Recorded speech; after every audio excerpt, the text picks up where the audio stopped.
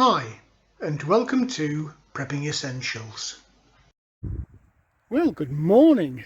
Sunday 29th of January. Bit of a fly-by weekend this weekend. I was down for a couple of hours yesterday, very cold, and down again this morning, again only for a couple of hours, but I just wanted to share whatever it was that I could do by way of encouragement. Sometimes it's difficult to keep pressing on and keep motivated, especially when it's very, very cold, very, very wet, or very, very windy. And everything else around you is trying to vie for your attention. So get myself in, get opened up, bang the kettle on, sort chickens out, all that usual stuff, and let's see what we've got to do today.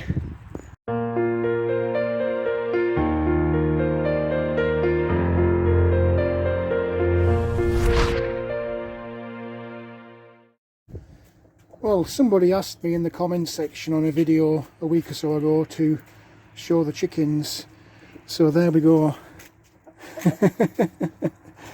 Got to watch out for the cockerel because he's getting a bit too ruckusy.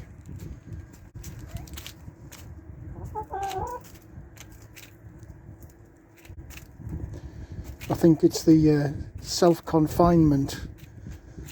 Well, good morning and welcome to the weekend. Bit of a mixed bag. What is that floating in my coffee?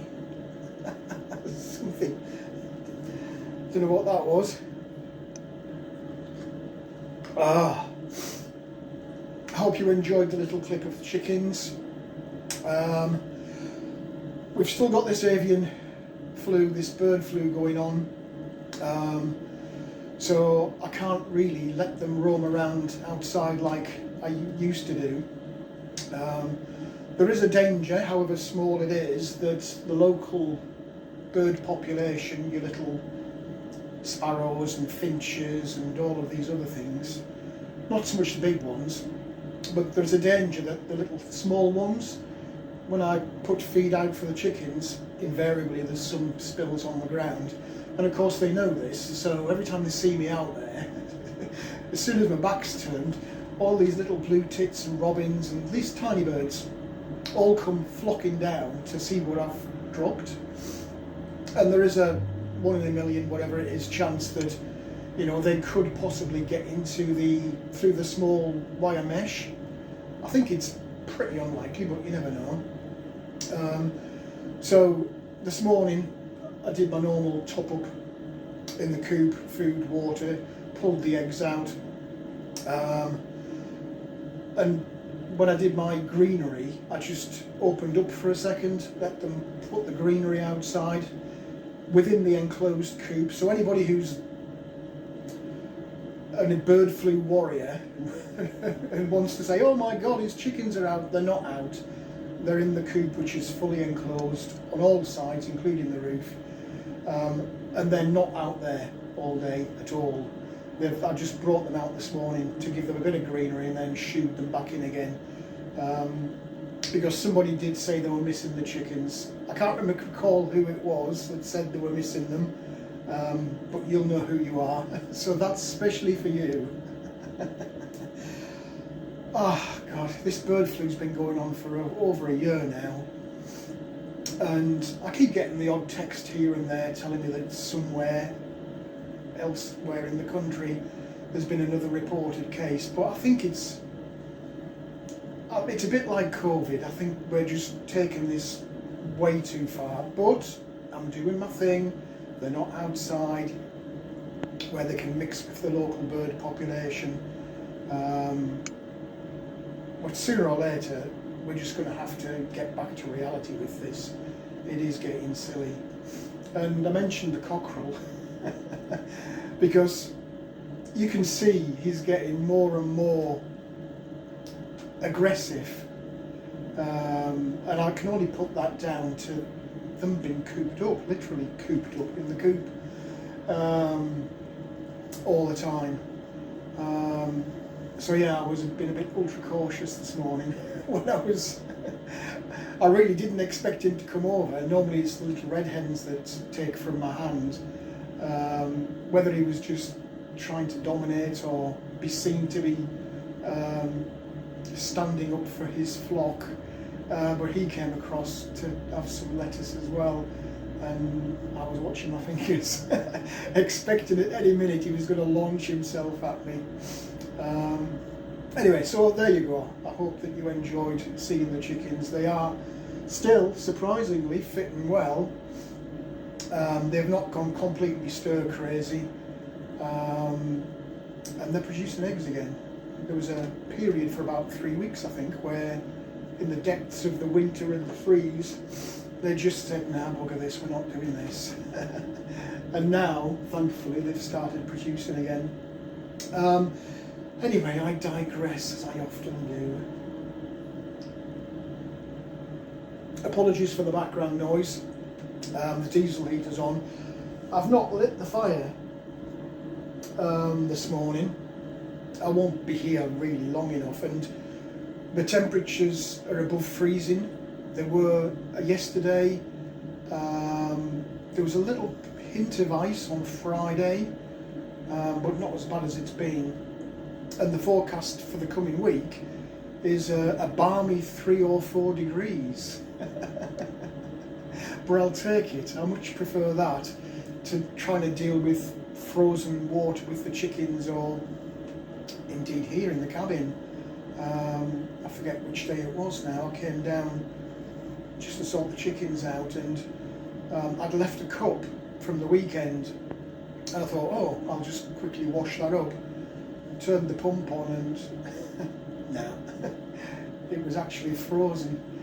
So yeah, I can do without the freeze, thank you very much.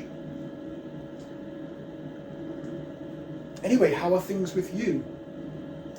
Wherever you are, whatever you're doing, I hope you're staying safe and well and enjoying your weekend. Thanks to all the people who keep popping out comments despite my reduction in video content over the last few weeks. It is really time. There's so much going on now, away from the land and the cabin, in work life, personal life, just so much stuff. Yeah, it's difficult sometimes to spend the time to do the clips and to edit it and to upload it. And of course, outside, there's not been a great deal that I can physically do. There's lots of stuff in the cabin I would like to do, but they're not quick 5-minute jobs. I really do need a day to do stuff in the cabin, and I just haven't had that day spare lately.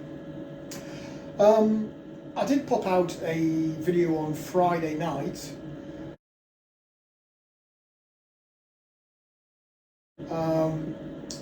It wasn't my normal video.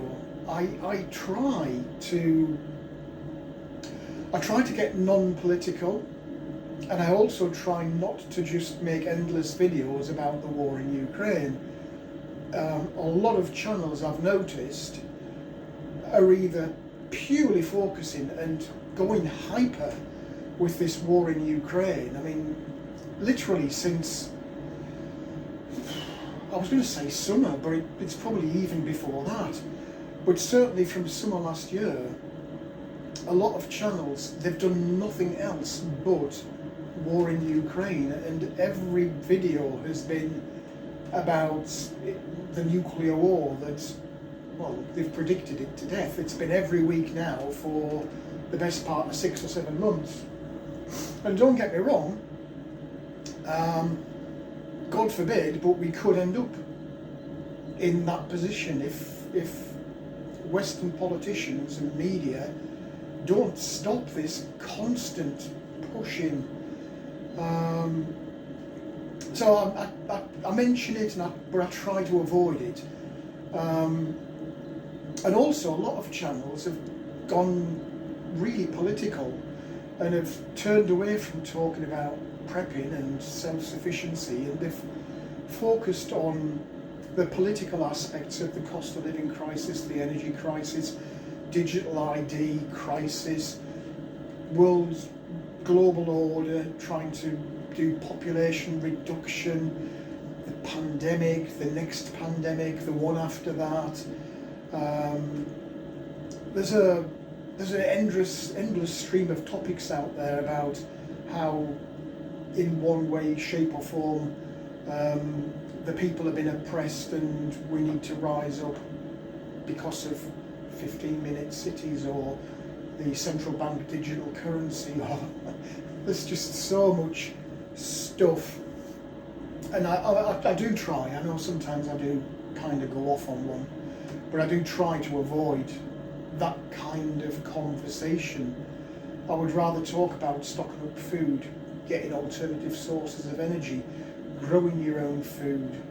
I'd much rather talk about that and try and encourage people to do things that they can change, rather than just endlessly fight and squabble and argue about things that are completely out of their control. I physically, and you personally, cannot change what the government is doing. We can complain about it, we can change our vote at the next election, we can do those kinds of things, but if the government announces something, then frankly that's it, game over.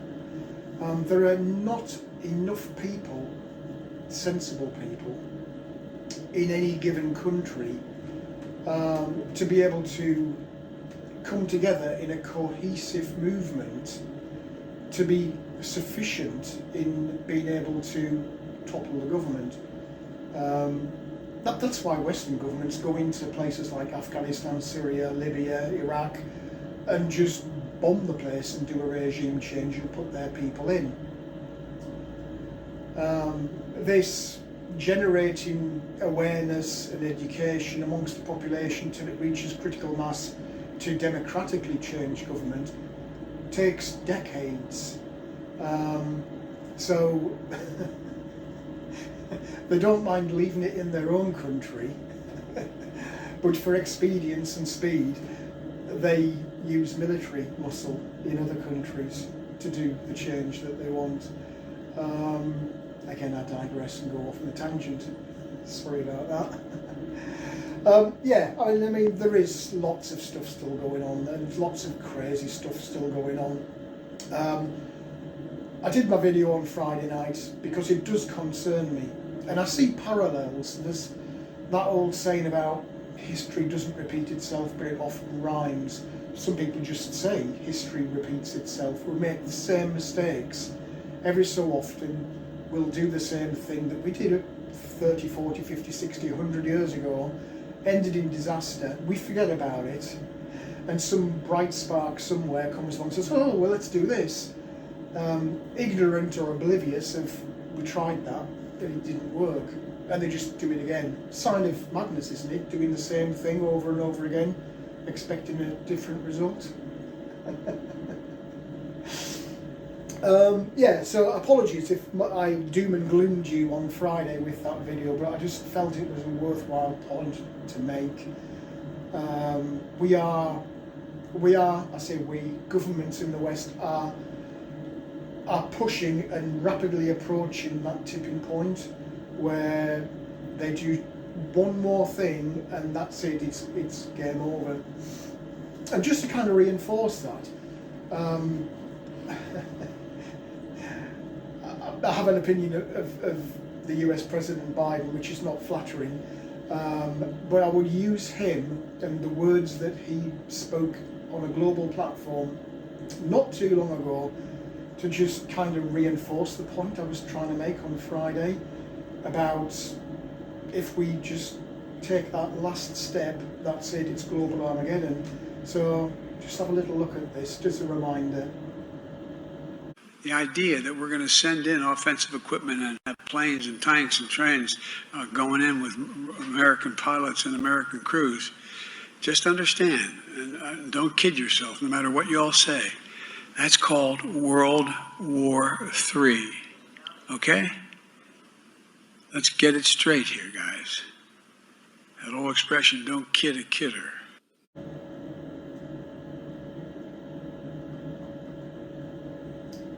So that's it. A lot of peeping out about that war for the rest of the video. There's plenty of other crises to talk about. There's a couple of interesting points. I just jotted a couple of notes on here on wet paper, so it's hard to read. Lots of articles in the media about cost of living crisis. I'll scroll a few through the video just so that you can see it's not me, and not just me anyway.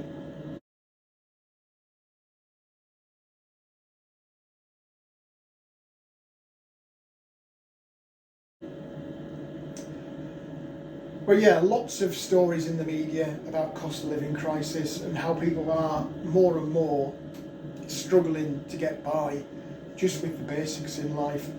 Bank of England came out saying that, yeah, sorry, all that BS we told you in 2021 and 2022 about inflation being transitory, nah, it's not really.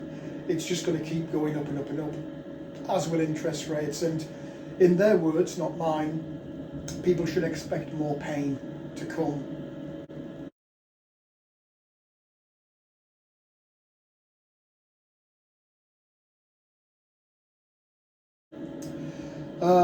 In terms of getting by, news articles about students skipping meals because they can't afford them.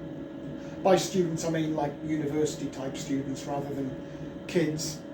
Though having said that, another article saying that 1 in 3 children here in the UK, specifically in the north of the country, which is traditionally the poor, forgotten bit of the country, 1 in 3 kids there living in poverty day to day. And old people. I kind of fit that category now because I'm of a certain age. Over 2 million older people who are skipping meals because they just can't afford it. So as we go through 2023, the sad reality is there isn't a quick fix to this, and it's going to grind on, and people need to kind of face that reality. I still see lots of people who are blindly trying to ignore this and putting it down as a short-term thing, and I'll just get the credit card out, or if that one's full, I'll take out another credit card and fill that one up. A very dangerous game to play. If the economy collapses, that doesn't mean they don't ask you to pay your debts back. Sad but true. The ongoing energy crisis. This is a global phenomenon, and again I'll run some little news articles across the screen for you, again to demonstrate that it's not just me and my opinion.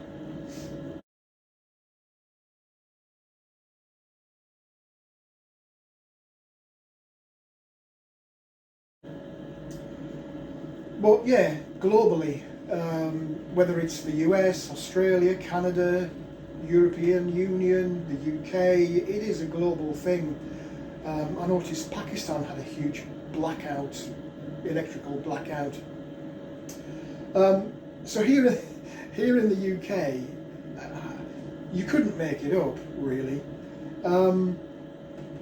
We're bringing back the last, I think there's 2 coal-fired power stations. You might remember I mentioned a few weeks ago now about them using a coal-fired power station because the wind wasn't blowing. It's winter, there's no sun, or not sufficient sun for solar. And they brought back a coal-fired power station to stop the power cuts over the Christmas period.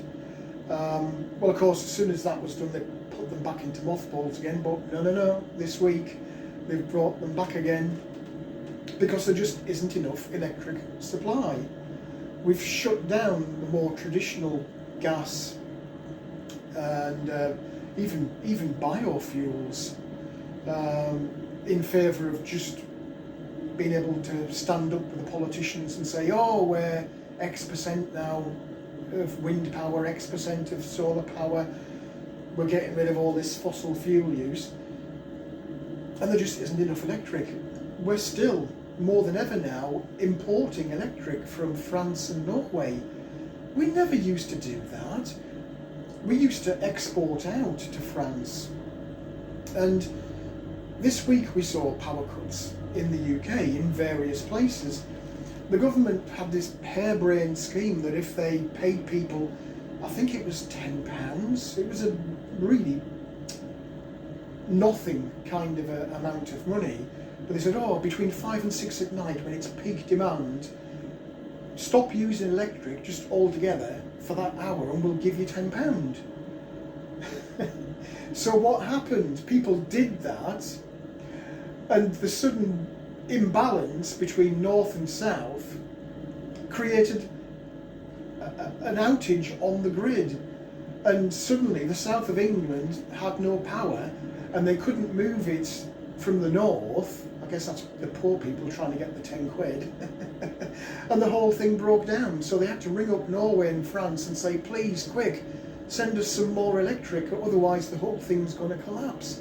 And it's just such nonsense, and it's like some comedy novel. You know, it's a bit like the old Yes Minister comedy series. These incompetent politicians being led by these civil servants into doing stuff that they don't really want to do, but people tell them it'll be popular, so they do it. It's just such nonsense.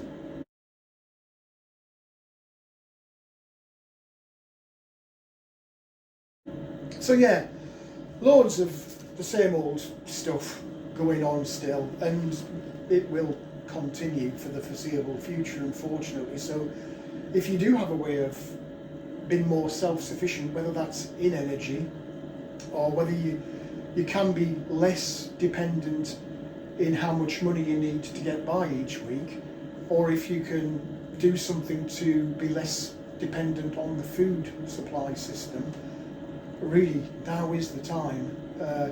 Explore, try and figure out different things, because the reality is that people are losing by the tens of thousands their jobs, and you and I could be next and have our own financial meltdown.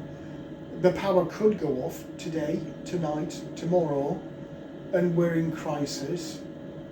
Or, as we've seen with cost of living for food, we suddenly cannot afford the eggs, the milk, the bread, whatever it is, the staple that we rely on. So please do try and be less dependent on anybody else, particularly the government, and more self-sufficient.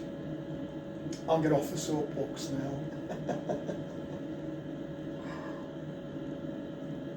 Anyway, what have I got planned? I have got an eye on spring. It is a little bit early, I guess, but I'm kind of convinced myself it's just around the corner. And start getting prepared. So there is a few things I want to do today. The raised beds outside, I've noticed that despite the really cold weather and sub-zero temperatures, that's not stopped the weeds from growing, so they need weeding.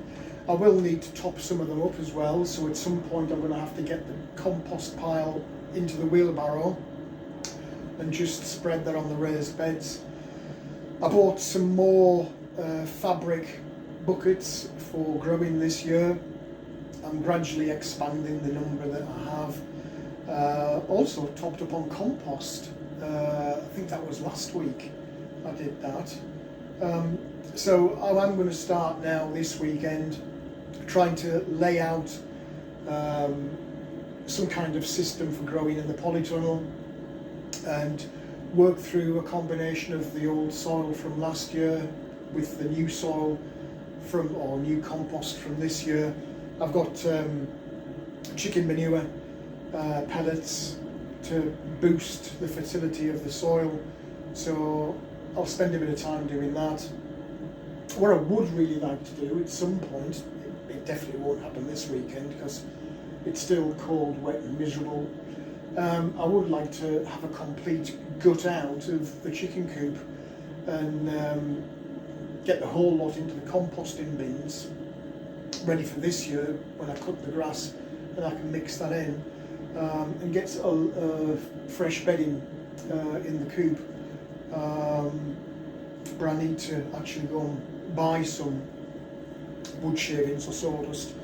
I might try actually and do that this week. It's closed at the weekend, so I can't physically do it this weekend. So that's my plans, and I mean, I will take video clips of whatever it is I am doing. It is still really cold out there though, even though the ice wasn't there this morning when I woke up. There is still a bit of a breeze, and it is a bloody cold breeze. And of course the ground, now it isn't frozen, all of that rain that we had, it's still there. When it's frozen you can wander about to your heart's content, but as soon as it starts to thaw, you sink into it, and I'm conscious that I'll be kneeling down at the raised beds, getting my knees sopping wet, my hands sopping wet and cold. It's going to be a cold day today. But anyway, you've got to keep pushing on and trying to get stuff done.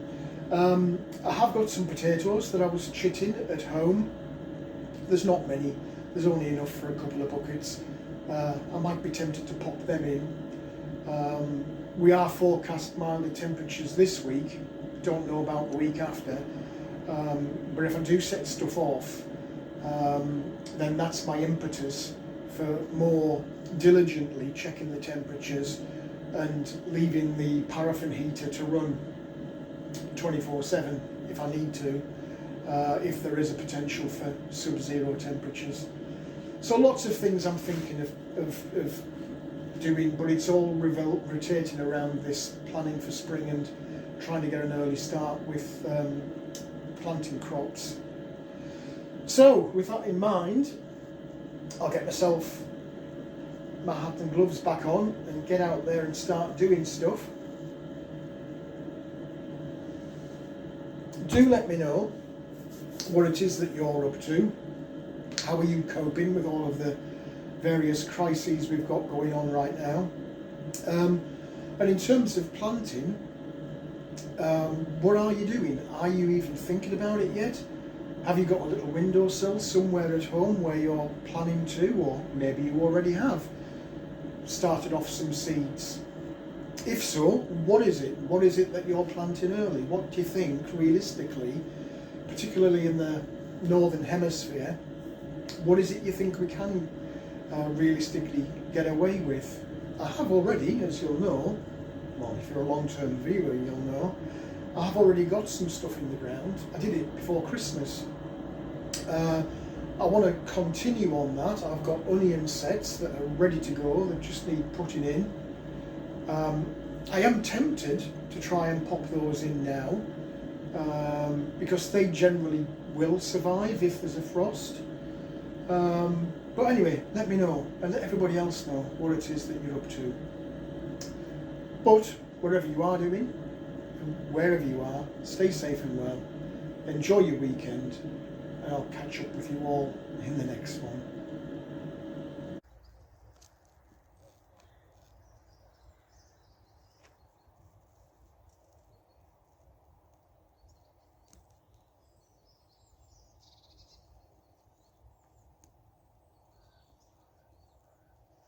There's some big weeds in here. I don't know how they managed to repopulate so damn quickly.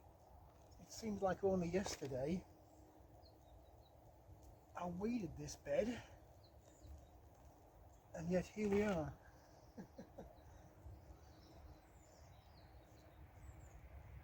It's not all bad news though. We have got stuff coming up in amidst the weeds. I'll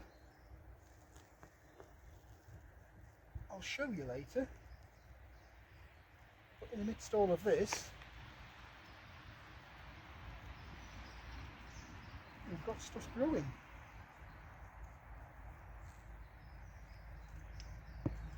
Some of this is still frozen.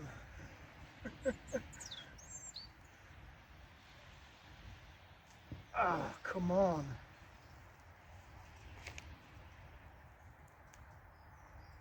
It really is amazing. Even though this is solid in places with the ice and the frost, the damned weeds don't seem to care. They just keep on pushing through.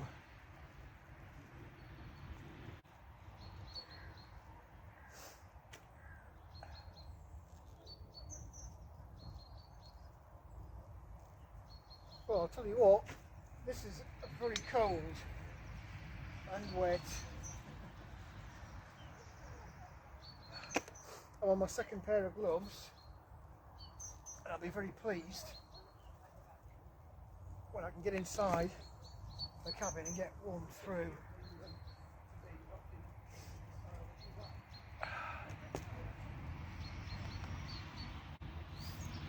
Because this is chilly. I can't believe how solid. I did think that this had thawed out quite well over the last couple of days when we'd got rid of the ice, or should I say had a break in the ice for a day or two. But yeah, it's still quite solid in places. But it's got to be done. So it's no good moaning about it, just got to get cracked on and get on with it. Almost done. I'll show you the finished result. Well, as usual, everything takes a lot longer than you think it's going to. You might remember before winter hit, I planted garlic in this bed, and don't know if you can see, but they're starting to come through. There's one other one there. The more you look, the more you find, actually. And I did pop a few strays in this bed. You can see that they're coming through. There's a stray couple of onions there that I left in last year. So the beds are all cleared out. Amazing how solid some of this was. I had thought it had thawed, but clearly not. This one's ready, and that one's ready. I've not touched the strawberry beds, they're just overwintering. This one and that one over there. So much to do, so little time. These are all the remnants of the potatoes from last year. So I'll drag those into the polytunnel at some point, and we'll start preparing. I did buy a few more containers, those fabric ones. God, my hands are freezing. So there's last year's, and of course the pots, and then I've got some more here. Debating what to do with these two containers. You might remember that just before Christmas I was trying to grow a Christmas crop of potatoes. I did have 3 buckets that I harvested because the frost killed them off probably about 2 weeks earlier than I would have liked, and I'd literally just planted these two. So I might have a rummage around in there, see what state those tubers are in, and I have got some sets at home that I'm starting off. So the big debate, do I try and plant those this weekend or do I leave it till next weekend? I guess all will be revealed.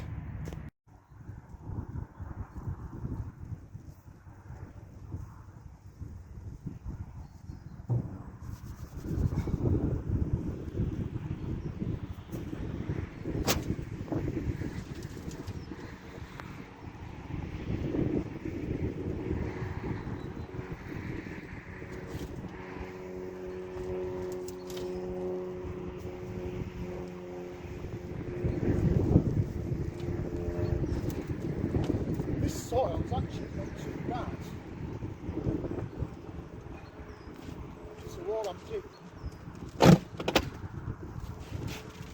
is just pop it in and mix it up. A bit of dried chicken and pellets.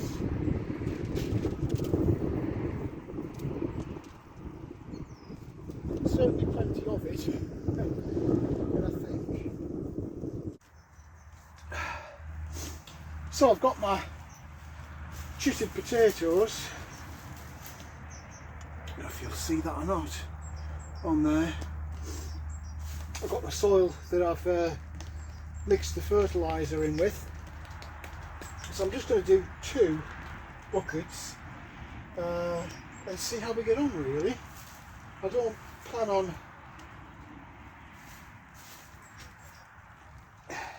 setting away too many early, but it's worth taking the chance, I think, with these and just see how we get on with these.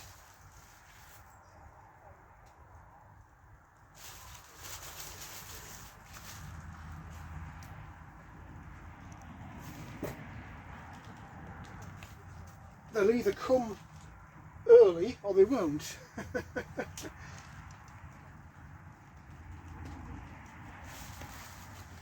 We'll see.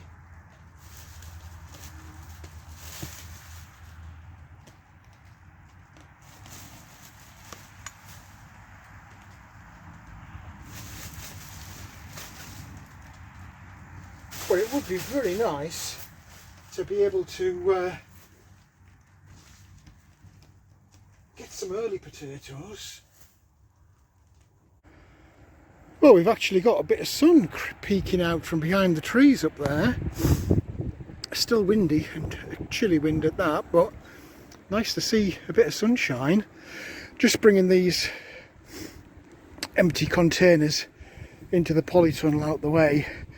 I've been trying to do a bit of prep, so those potatoes that I've planted are just sitting in the corner here, and we'll see how they get on. I've filled 4 seed trays, got those ready. I've also pulled out 6 of the bigger buckets. These are probably going to be tomato or cucumber, I don't really know yet. I've redone those circular sectional pots with the bamboo canes. I'm debating whether to try peas. I had cucumbers in them last year and it worked really well, but it would be nice if I could get some peas this year. So anyway, just generally having a sort out. I've got a couple more fabric containers there ready for potatoes to go into over the coming weeks. So I'll continue with this, just pottering away, gradually trying to figure out how everything's going to get laid out this year in the polytunnel, and I guess more importantly figure out how the watering system's going to work as well. So as usual, days flying by far too quickly. I've got things I need to do away from here, so I'll have a tidy up, I think, and get myself away. Well, that's it for another day and another weekend. It's always odd looking at the pen to the chicken coop and not seeing the chickens, and then I remember bloody bird flu. Anyway, we're all locked up. Raised beds are looking rather nice. Now everything's been weeded and topped up with fresh dirt, so that's rather nice. Nice to get a bit of work done inside the polytunnel as well. Still loads and loads to do in there.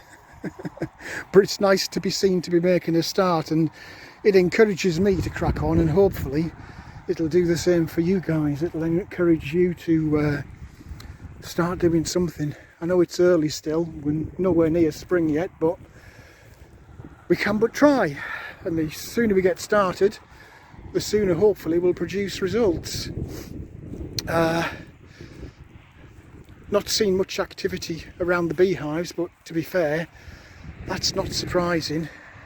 It's that time of year. Really, I don't want to be opening these up until back end of February, start of March at the earliest, really. Fingers crossed all is well in there. We've just got the signs of the buds there on the tree. I don't know if you'll see that or not. It will be nice to have a bit of greenery back on the field. I hate looking at these bare hedgerows. Anyway, that's it for today. Wherever you are, whatever you're doing, hope you are staying safe and well and enjoying your weekend. Let us know what you're up to in the comments section, and I'll catch you all in the next one. Well, that's it for this video. I hope there was something in there that was of interest to you. If you did like the video, please do click on the like button. Also feel free to hit the subscribe button if you haven't already done so. As always, I welcome any comments, questions or suggestions you might have. Just feel free to leave them in the comments section below. But for now, thanks for watching, and I look forward to seeing you in the next video.